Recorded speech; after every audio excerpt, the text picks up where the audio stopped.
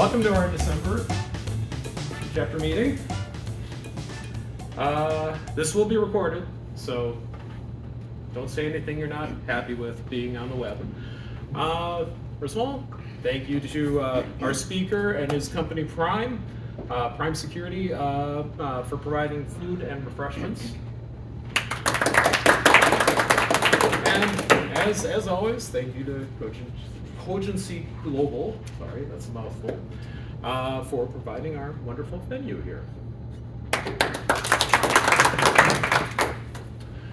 Let's see. So, as always, OWASP is run by people. We always need people to help out, whether it's with chapter meetings or the various projects that OWASP runs.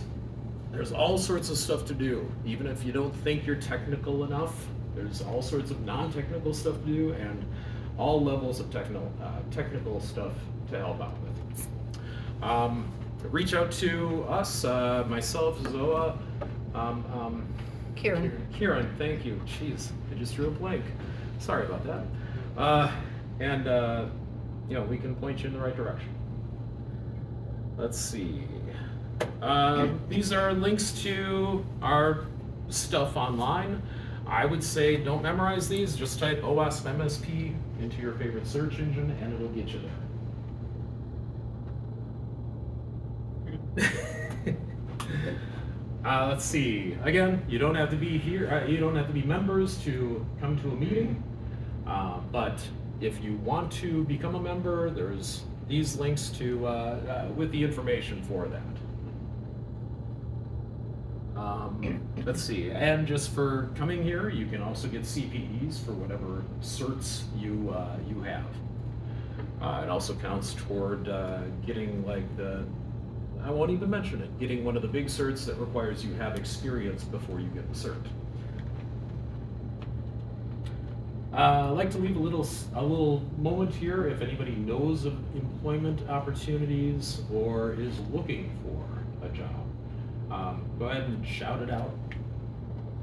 And there'll also be time afterwards, I'm sure, unless you're going to speak for 2.5 hours tonight. I thought I have 4. All right. Exciting. All right, without further ado, welcome Dimitry. Can I just go with your first name? Just Dimitri's fine. Okay. Chief Product Officer at PrimeSec. Going to speak about the new age of product security. So thank you so much for coming, and look forward to this. There we go. There we go. Exciting. All right. Well, thank you very much for being here, and thank you for having me. So, real quick, and I'm actually going to try a couple of new things that I haven't done before. I promise that it only takes 45 minutes to talk about myself and how great I am. But no, really, I've been doing cybersecurity before it was super cool, when we used to call it information security, so close to 2 decades now. I actually started in forensics, so if you have questions, by all means, please. Yeah, I'll ask you. Yeah, please do. Please do. I'm sure that though forensics have changed drastically because when I was doing it, 80 gig hard drive was the pain of my existence. Right? So just pointing it out there, right? So I might be a little rusty. In my previous role, I was Senior Director of Cybersecurity Strategy at PayPal. I managed teams such as security architecture, security product management, threat modeling, day-to-day security engineering with what was used to call security consulting, which was really responsible for being the front door to the business for day-to-day work. We'll talk a little bit more about that later if we want to. And that's where actually the idea behind kind of what Prime was born, but we're not going to talk about that right now. We'll talk about that much later. We're actually going to talk about a concept that I've noticed from my days there. Today, I'm one of the co-founders and Chief Product Officer at Prime Security, and that's the last I'm going to say about that for now. I am trying something new, which is a QR code for the easier access to my LinkedIn if you want to stay in touch. And Twitter didn't really work for me when that was a thing. and the other one is kind of like leaving Twitter, and I'm like, oh great, I've actually managed to ride the wave and not be in it. So I recently joined Blue Sky, and actually we kind of like it. So that's my handle on Blue Sky. So I'll give it a second before we jump into the topic. 1, 2, 3, great, I'm still around here, and you can actually ask me for my LinkedIn later on. All right, so we're gonna have a slightly different session. By the way, I love these type of sessions because this, what was that? Inconceivable. Inconceivable. I love these type of sessions because this environment is where I believe the real knowledge sharing and kind of and opinions shared and thoughts are really where it's happening. I think big conferences have their place, but like this is where it gets really, really cool. All of this to say is, please, by all means, stop, shout, give me your opinions, disagree, agree, ask questions. Like, this is not a formal, please take your notes and ask me at the end of the session any questions. It's kind of like, the whole process is a conversation. So, application security and product security. I think, and again, this is my opinion, and I stick by it, and I'll also explain why I believe that, that although we more and more recently use it interchangeably, it's not the same thing. And we as security have always been kind of behind the curve just because there's very few of us and too much for us to cover. And we're once again there. But there are tools that came to existence that can help us essentially to be faster and more scalable to get there. And so I, as the meme says, we keep using it. I don't think we necessarily fully understand what it means because it does mean different things. However, we as an industry are being, or as a practitioner I should say, we're being pushed towards something, and the world is changing. We kind of gotta change with it. So I promise this is the heaviest slide that I have. Like, I'm going against everything in terms of how to deliver a message, and I'm bombarding you with text instead of you kind of listening to me. So I did this like easy comparison between software development lifecycle and product development lifecycle. And really, from all of this mess, I've kind of highlighted where I think I want us to focus on. And I'll even read it just for the sake of making sure that we're on the same page. Under scope, SDLC is a subset within PDLC when product includes software, which is, let's be honest, most of our world today, right? And PDLC has a broader scope covering the full life cycle of the product. Just that, remember just that as we continue through this presentation. And then the other piece is kind of like the stakeholders and the end goal, because I think that's a very important aspect of what we do as security professionals. PDLC involves a wider range of stakeholders from a bunch of organizational functions, not just development. And SDLC aims for software functionality versus PDLC aims for market success and overall product viability. Question for the audience: how many times have you heard security needs to be a business enabler? By laughs, I assume that pretty much all of you. Like, is that a safe bet, right? So if we're supposed to be a business enabler, how can we do that if we're only responsible for the software piece of it and not for the whole product? Right. So with that, I'll kind of continue. But really, from this really messy slide, that's what I want you to kind of remember. There's a link. I know it's kind of small, but I'll highly recommend to check this out. So I borrowed this kind of very nice visual presentation. It does say ASPM landscape, but there's a variety here, and we can agree or disagree whether if it all falls under, what is an ASPM or not. But where we at today, we're very much within the SDLC. So all of our capabilities, all of our focus, all of what we're trying to manage from a risk perspective is very much targeted at the software component. And we all talk in different, I mean, we were chatting a little bit about the different software, like what tools are we using, right? But we're using it for segments, right? We're using it for portions versus a more holistic approach. There's a reason for that, right? We have different vulnerabilities, we have different problems, we have different issues, but we're looking at things within SDLC, because obviously we're forced to, in very siloed aspects. We can understand that this vulnerability equals to this. There's certain aspect to risk. However, the relevance of it to us is in question. So we need to understand, wait, okay, does this mean that it's at the same level of threat to us as it is for somebody that's using slightly different stack? And so the pieces here all make sense, but they're very much focused towards one thing at all, and that is focusing on what do we do with the software component. So with all of that, what we did, right, we shifted left. Great, what does that mean?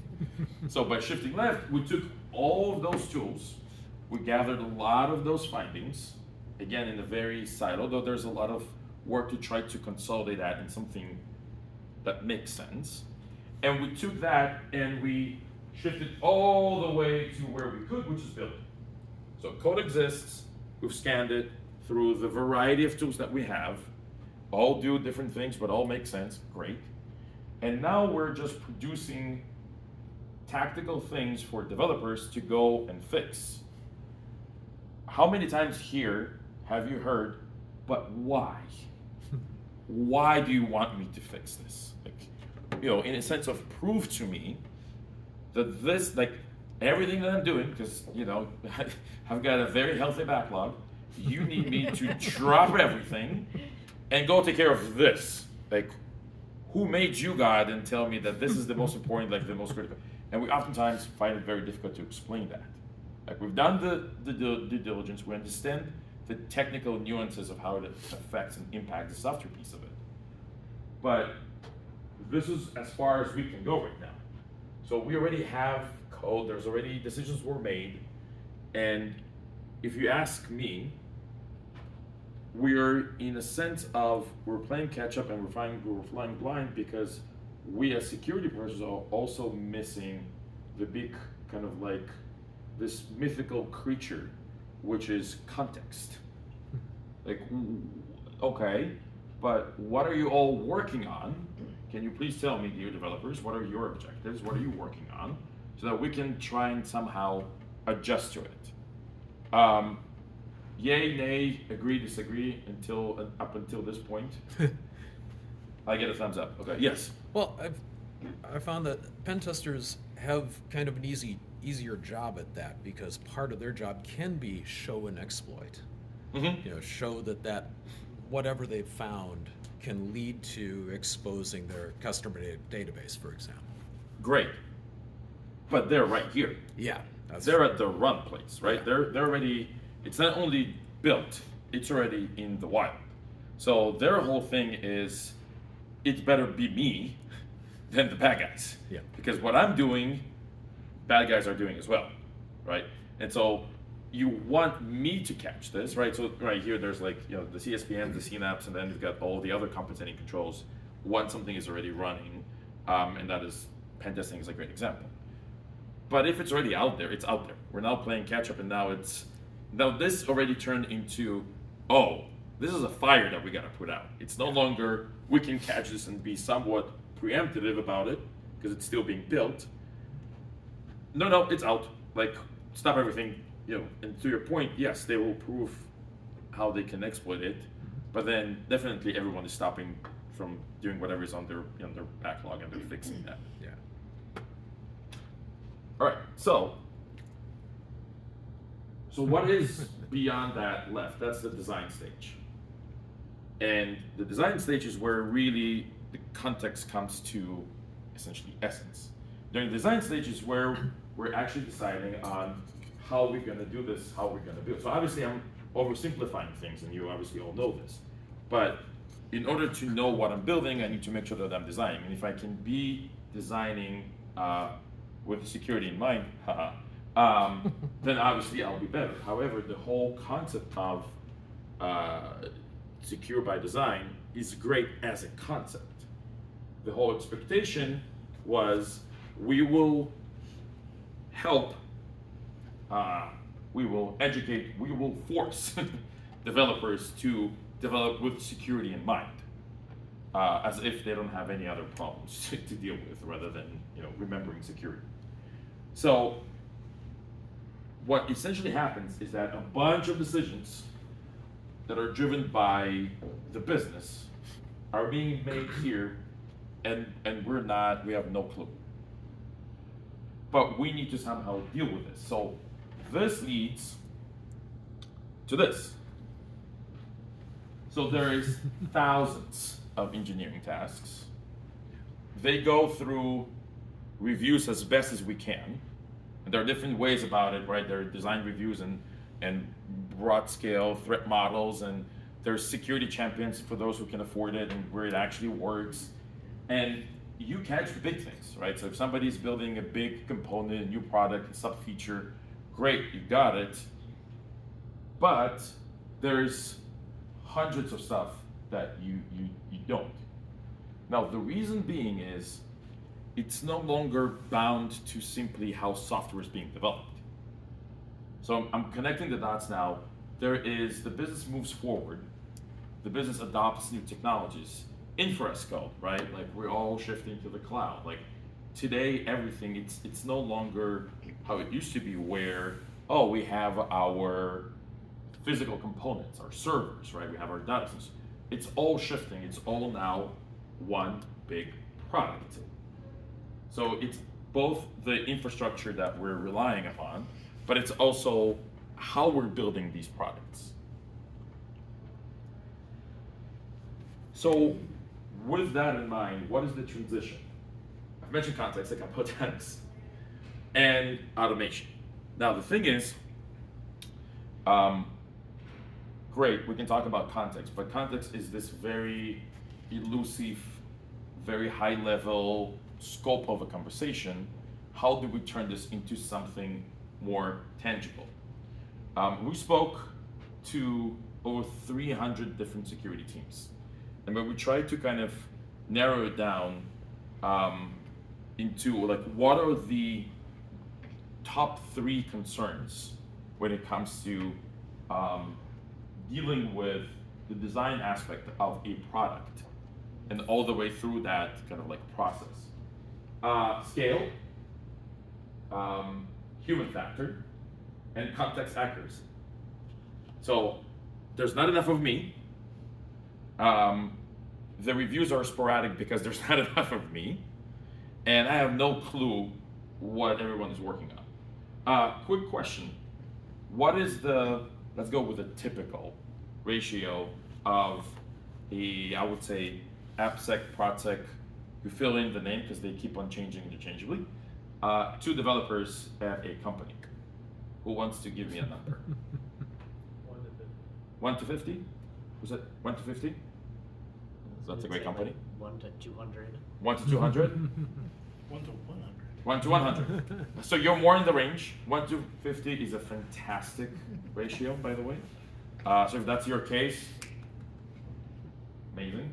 1 to 100, 1 to 150 is roughly what we're saying. In some cases, it can be 1 to 300, where there's one professional that is responsible for all of this, and there's 300 developers. So if there's 300 developers that are doing everything in terms of delivering a product based on business needs, how can that professional just focus on the software component of it? So how do we transition? Kind of like this is a midpoint, take stock of what we were talking about. We were always late to the table because of issues discussed that I've kind of brought forth, right? Like, there's not enough of us, so on and so forth, from point of bringing that. We're not everywhere, we don't know what's going on. And you know what, actually, just to take stock of like everyone here, who here knows, I'm gonna be very generous, 90% of what's going on in terms of development in their companies? One. Wow. Oh, no, 100%.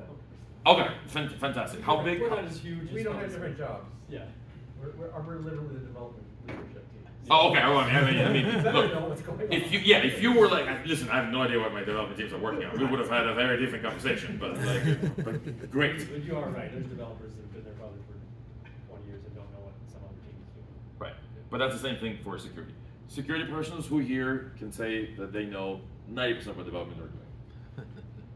80, 70, 60. How do we know what we don't know, though? How do we Thank know how you. much we don't know? Exactly. But here's the consensus. We all agree that we don't know. Yeah. Yeah. Right? So we can poke holes, we can jump into and force ourselves, and then we're forced to tie that to the tools that exist today, which again are very much focused on software. So Yeah. the world around us is shifting to products. The responsibility from a risk management perspective on us, which let's be honest, that's what we do. Like from a security standpoint, all we do day in, day out, if I need to simplify it, and I've been asked this many, many times, we manage risk. The risk can be managed in roughly 3 ways. You know, I've heard different variations of this, and I'm sure people will disagree with me, which is great because it will start a great conversation. But risk can be either mitigated, deferred, or accepted. That's it. Now, we're in this world where everything needs to be mitigated. That's impossible. But then, from a risk management perspective, if we don't understand what is being worked on, if we don't understand why it's being worked on, how are we supposed to, either mitigate, defer, or accept? Isn't that a business decision?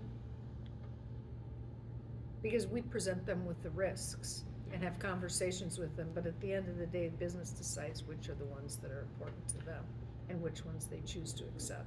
100%. How do you know that you're presenting all of the risks if you're seeing only one sliver of it? Yeah. Right, so you're presenting what you have access to through the tools that you have access to, which are very much looking at certain components of the build process. Yeah, we don't do it that way, but okay. No, but I'm curious, like what do you mean you don't do it that way? Well, we do threat analysis, and we do, I mean, like from the,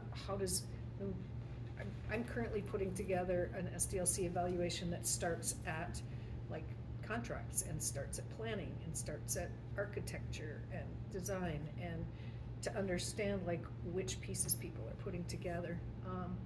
And we, for the teams that choose to work with us, we do a lot of review of people's architectures, review of the decisions they make, reviews of all the entry points and the boundaries and like what the risks are, each of them, and options for them.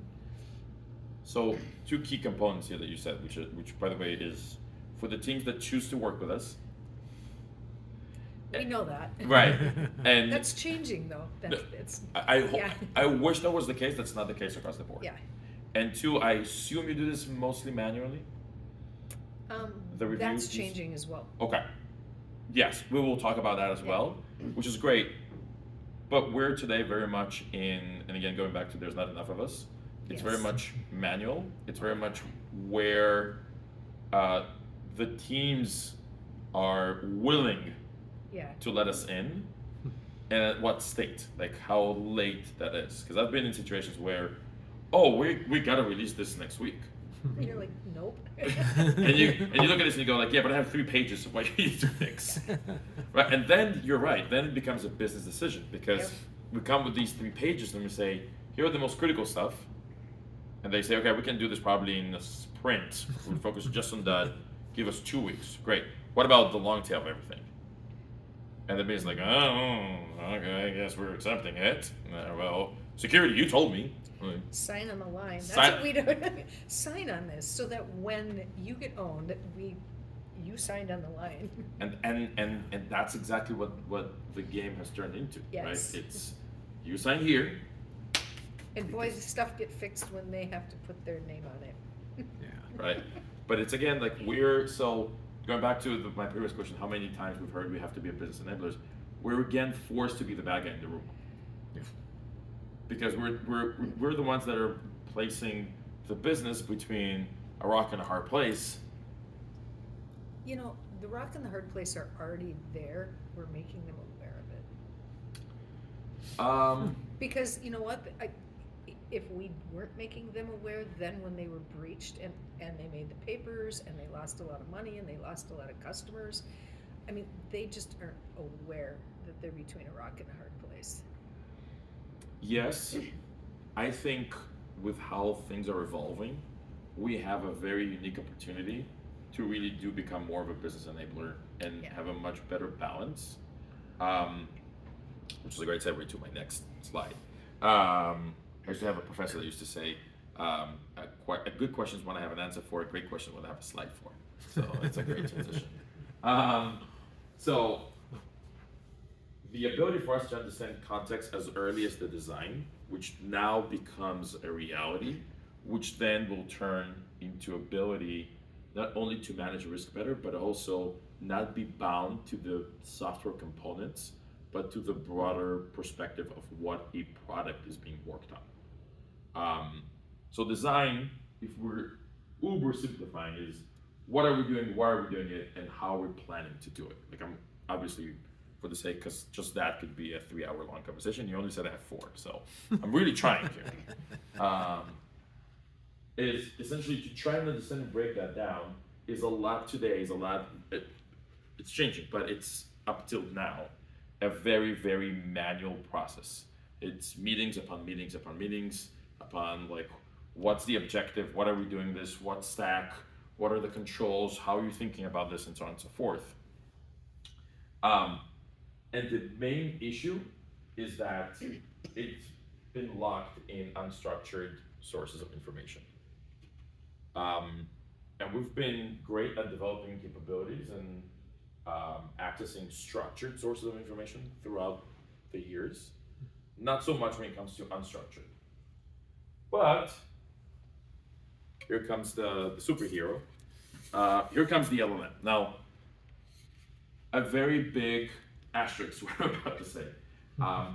This is not the knight that rode on a gorgeous horse to save us all, right? And I have a slide to talk about that in a second as well. It's a tool that was added to our evolving technical toolbox. And the idea here is how can we use it as a tool versus a solution. Oftentimes, I've seen and met where people are trying to shove into it and be like, look at this magic. It works once, twice, but the third time it's like, but I told you green, why is this red? Like, but when used properly as a tool, it opens up 2 things. One, when it comes to summarizations, the ability to actually work great with information in unstructured sources. So the free text, all of the areas where actually the essence of what is being filled, the main core of the context, we now have a tool that with the right ability to access and process it is perfect for this. That's exactly what the tool was supposed to do. And 2, the ability to actually automate and scale. So the ability to actually plug into that and work with that is what this brings to the table. So we have a way now to unlock it, we have a way to process it, and we have ability to scale it. What it then gives us is the ability to actually do risk assessments. So we're no longer bound to, we have to wait until there's code because that's what the tools are telling us. We can actually now be in a place where we understand what you're about to work on, we understand why you're working on it, we understand how it connects to the business objectives of what we're trying to do, and we can actually do proper risk assessments on the entire thing versus just on vulnerabilities we found in code. That helps us to actually understand, do we mitigate, accept, or defer the risk? And that leads to preventative business and security balanced guidance. versus the rock in the hard place, right? Versus this is what security is saying. So the ability to actually start incorporating what the business needs, because we now have a much broader grasp of what the context is around what we're working on, is being unlocked today with AI tools. But again, very, very specific for what LLMs are actually really good at, and that is working with large quantities of data, being able to summarize, extract insights. What you do with those insights is where it actually gets tricky. Because as the leap in technology is amazing, it's still, and I mentioned I have a slide, it still looks like that. So behind this, by the way, I was working on this deck and I was working on a couple others, and I was like, hey, can you please draw the software development lifecycle stages? That's what I got. And I was like, I'm gonna keep this because this is the perfect example of why it's not a magic solution where you just kind of throw everything in and it happens. You gotta know how you operate this tool, and you gotta understand what it's good for and what it's not. And so if we're looking at it from like a broader, if I'm kind of zooming out, we have a lot of potential to actually understand from a much broader perspective how the business is shifting, and not to be very much bound to what software stages dictate. Now, I will say this. I honestly believe, and please feel free to stop me and completely disagree with me, if we won't evolve into a more of a product state security, we will become irrelevant to the point where the only option would be to accept risk. Unless somebody comes with, here is point blank, I can own you in 30 seconds. And I think for us, it's also an opportunity to bridge the gap of not many of us, because that's not changing anytime soon. Is that a question? Yes. So I guess just some of the way I look at it from the medical device side of things, to get something approved by the FDA, you need to prove two things. It's safe and it's effective. Effective is, does it do what you want it to do, but safe, what could possibly go wrong, like cybersecurity. And when I'm running programs, I try to do this up front and do threat modeling up front at the requirement stage. And the requirements, we have requirements for what we want the device to do, plus the cybersecurity requirements from our threat modeling. So I guess I try to introduce it before implementation or design back in the requirements stage. Is that kind of how you try to look at it, or is that a feasible way to look at it? I think the issue is that threat modeling is a jackhammer, and you sometimes need like one of those, what are they called, like the tiny ones that for like very delicate. Yes, thank you. Thank you, that.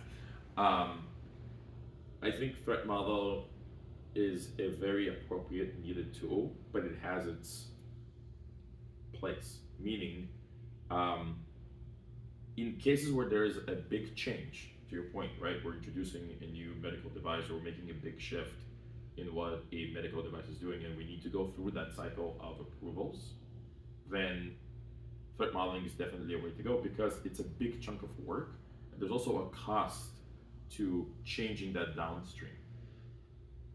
But if somebody is now rebuilding a set of APIs, that could potentially definitely pose as a security threat, but it's not major enough to take it through the whole cycle of threat modeling. So how do you do a review, understand the context of the change, in order to define whether it's worthy of security requirements or not? And if you don't, first of all, oftentimes we don't know that is happening, but second, even if it does, the time we need to actually go in and understand what the scope of that change is, meetings upon meetings and emails and back and forth, and okay, what the data is, their data, is it external facing, internal facing, what are, and so on and so forth. And that is because we as practitioners oftentimes lack the broader context of what this ties to. So I think, and by the way, I think that threat modeling would have been even more effective if you had that underlying context piece that is constantly updated, but you have access to it. So where do you normally do threat modeling in this life cycle? It actually really depends. Ideally, you would do this. I know it's a very quasi great. I didn't actually intend to use this as a diagram, but sure, let's do this. Ideally, somewhere here. Okay, yep, that's where I was thinking, yeah. Ideally, Yep. if you need threat modeling, oftentimes for the amount of tasks and changes that you have, it would be an overkill.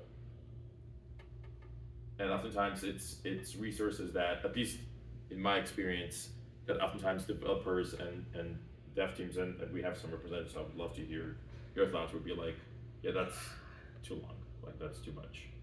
Like, you know, the scope is too much. Correct me if I'm wrong, like if Well, if you're working on a pacemaker versus an internal application, you might want to take the due diligence, do the full cycle, but yeah, you're making a small change to an API, it's not gonna go through the full. But there's still potential, right? I think you would still want to know, hey, what security requirements do I need to bake in before I do the whole development? Even if it's a couple, but I know that downstream there's not going to be so many problems. And so I want to bring that up front as early as possible. And you can really do this by understanding what the broader scope of your working on, because I might look at it and I'll be, from a security standpoint, be like, you know what, I accept this risk. It's an internal application, you know, they're making a couple of changes, nobody cares, move on. Like, I know what this is about, I know the scope of it, I understand the context, otherwise I gotta be in every place. That's extremely resource consuming.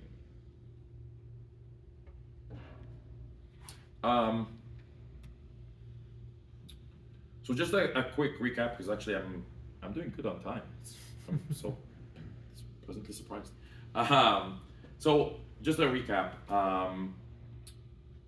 I think we are very much in a transition phase. I think there's more and more realization that security has to understand and be responsible for something that is much bigger than just the software component. Because we are oftentimes called in to accept risk when it's between different things, where the business dictates what they need, and then it automatically explodes from the context of the dev world, because in dev world it's easy to have a conversation like, this is a relevant vulnerability because of 1, 2, 3, 4, 5, versus, well, the business says 1, 2, 3, that's what marketing says, and so you got to make a decision to support or not. We are still outnumbered, and we can't be, unfortunately, everywhere, but there is full expectation from us to be there. Another question, how many here, and this goes to security strictly, heard, but where were you earlier? Right? Yep. And usually the response to that is, well, I didn't know you were working on this. So I caught it because I overheard during an unrelated meeting that this is about to be released tomorrow. And so I should have looked at this. Context is king, and it's no longer locked in sources of unstructured data. We have a way to actually access it. And really, AI is really transforming how we do things. It really is a very, very flexible and fascinating tool, but it has its limitations and boundaries, and also you gotta learn how to use this tool, just like we learn how to use any tool, right? Just how we learned to use, you know, secret scanners and what it means for us. So it's the same thing here as well. I'll pause because this is the end of the formal presentation and take questions and clarifications. And then after that, I'll do, you can definitely stop recording the one after that, because it's going to be a slide about Prime. That's it. So I'm telling you up front, so that's very, very, honest about that. Comments, questions, disagreement? Another comment on your last Sure. bullet point on AI. I know a software engineer that asked AI to help him generate code. Mm-hmm. And it said, hey, I need some code that's written in this language that does this and calls this API. And it gave him code and it worked. But it had somebody's credentials hard-coded in the API call. Yep. And so it was caught in the code review, but I was wondering what other security issues could creep in as people are just using AI-generated software. I don't know if you've thought about that or encountered anything like that. Well, I've encountered plenty, but I'm actually curious what others have seen. I mean, one of the biggest concerns that we see from AppSec perspective is the intellectual property rights for the code generation, right? So it's going out and looking at open source code that's written by various developers and it's out there in GitHub, GitLab or Bitbucket. Now when you pull that piece of code, it's not actually giving the full context of that code. It's just picking what's needed for your code, but not the full context of that. Now when you pick that code, as long as it's not commercial, you're fine with it. But let's just say you use it to make money, then you're opening up yourself for the intellectual property, the whole shebang of, okay, you use my code, you're generating revenue, now I want a piece of it.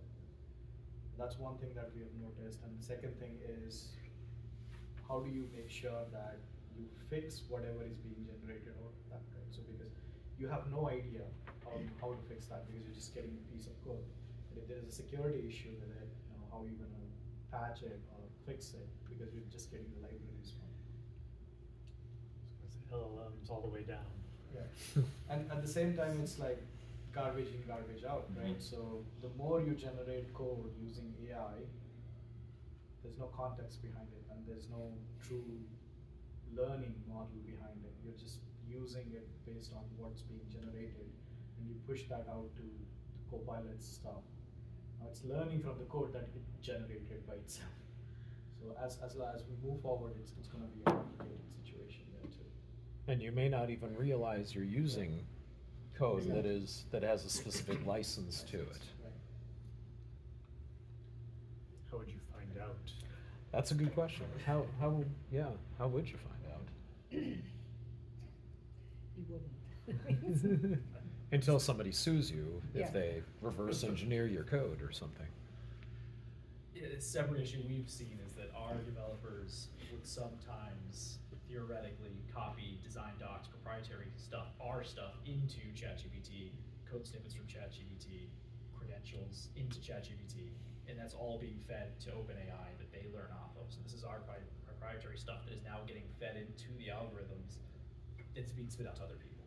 So that's the other issue we've run into, is that we need to make sure that people can't just throw all of our stuff that is proprietary and should not be leaving our local laptops. I think that everything that was said, and I think one of the questions that's been constantly raised is the quality of what is being learned on.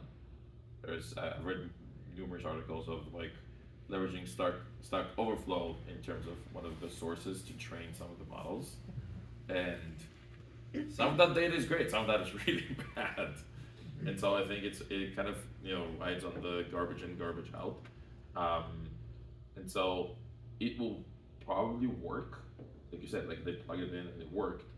The question of how many issues have we created downstream from that piece that we've integrated now? Again, it goes back to great tool. You just need to know how to build it. It's a piece of the puzzle, and how you build the right guardrails around this. Other questions, comments? I have a comment on when you mentioned, I didn't even know you were working on that code. You can't be everywhere, and that's essentially the Right. ratio between developers and AppSec. We implemented something called a security guild, where we take a developer from each team and essentially deputize them, and then meet with the sheriff, once a month to go over things that we may be working on that we want to be aware of. And so that's, we've got a couple of them here tonight. So security champions. Yeah. Like a security champion Yeah, program. kind of keep an eye on things and make sure that they're running, we're running our security checks and things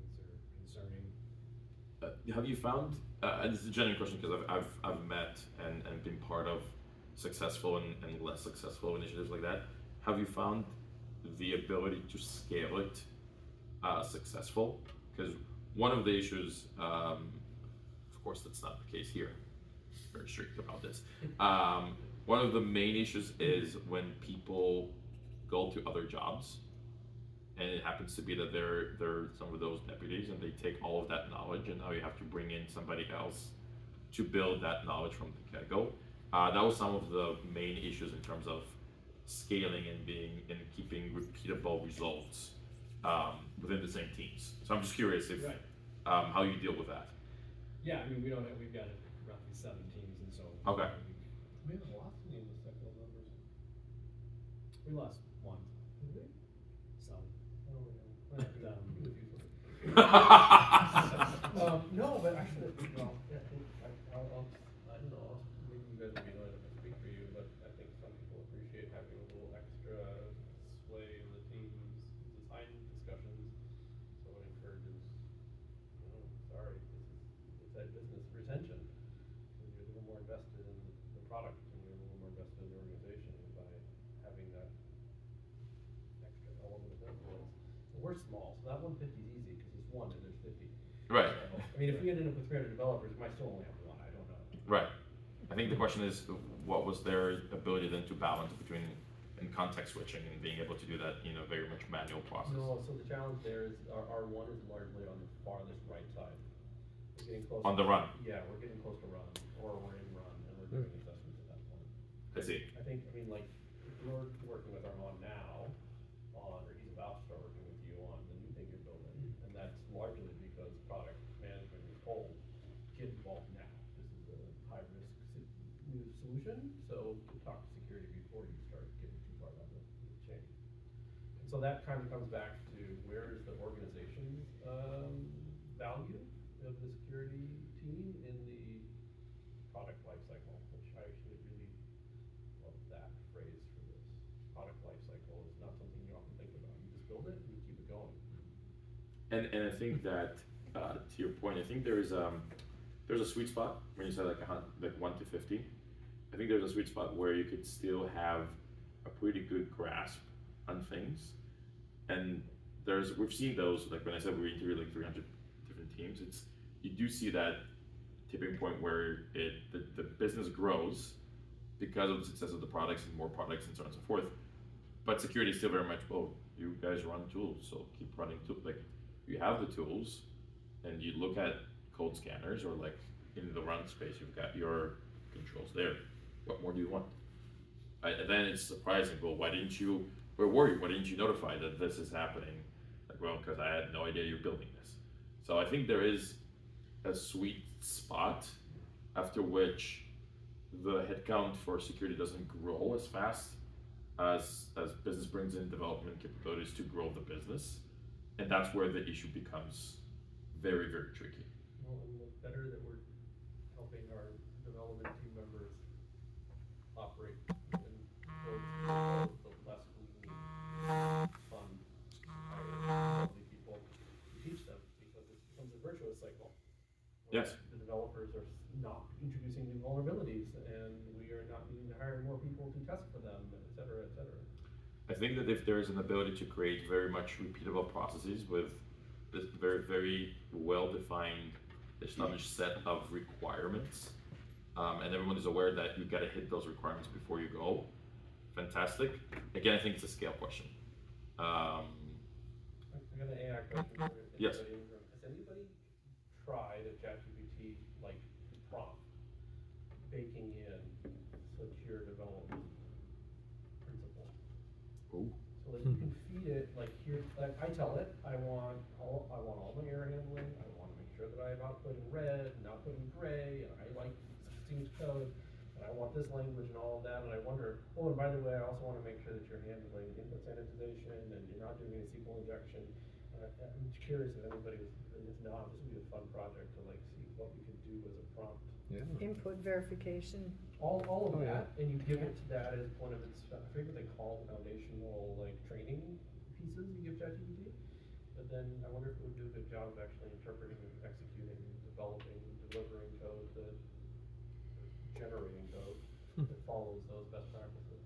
It's gonna be like anything else, AI, it'll get you probably 70% of the way there, and so don't use it out of the box, cause it's not gonna be able to do your content But security without it- policy and your. Yeah, but it's not without gonna- it, 100% it's gonna embed your credentials, it's gonna do SQL injection, it's not gonna, you know. Yeah, You could probably take care of some of it.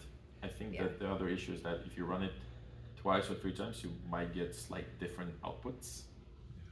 And not to talk about, you know, hallucinating certain areas, not to talk about adding stuff that you've never asked it for, but it just decided that I think it'll be a good addition, which starts a whole set of there's like a bunch of, that's why I'm saying it's a tool. You think that you've crossed, you know, all your T's and dotted your I's, and you put in this beautiful prompt, and it comes back and you go like, this makes no sense, where did you get it from? And it just because nobody really understands how this works. So I think that, what was that? Use the phone for tokens.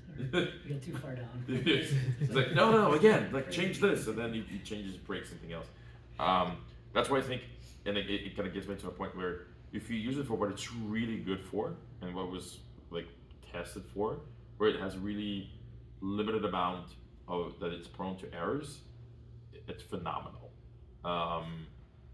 In areas where you give it a lot, and I mean, they're all getting better, like all of the models that are being used now are getting better, but where you give it that creativity, it can get very creative. I guess I tried to reproduce that thing that I talked about, Mhm. and I asked ChatGPT to see if I could reproduce that problem that I described earlier, and they came out, I think the person that had the problem got it from like GitLab or something. I tried ChatGPT, and I said, you know, I'd like a code written in Python to call a Google API to convert a GPS to address, and it gave me the code in Python, but it also had comments in the code explaining how to deal with the cybersecurity and how to replace this part of the API call with your API key to deal with the cybersecurity. So I think ChatGPT did it correctly, but other AI. Or it did it correctly for you based on your previous history. If I've never asked it anything about cybersecurity, it may not know that that's what I'm looking for. And that That's a concern, yeah. So the newer models will build on your previous chats. So it would be great to rerun yours from a completely clean account and see if you get the same result. And to your point, is it 4.0? Is it whatever the new OI model? They all give out different responses. Different responses. It's interesting because in my research, I've also done within the same parameters, same guardrails. I would give the same prompt to ChatGPT and to Claude, Anthropic, and would get not like maybe 40% would be similar, but then the 60 would be very different. And I would look at both and I'd be like, oh, this makes perfect sense. But this also makes perfect sense. Like in certain areas, it would be more, you know, there's a little bit more color, there's a little bit more details. And again, I know I'm kind of banging on the same drum, but what I realized is the biggest difference is it had no context. I was taking a piece of the question from a broader work that I was doing and putting in, because I was like, I don't want it to your point, I don't want it to gain anything that is proprietary. So I'll be smart about it. I'll just carve out the piece that that I need help with. And then when you take that response and try to plug it back in, you go, this makes no sense whatsoever. Like I need to manually tweak it. So 20% worked, everything else didn't.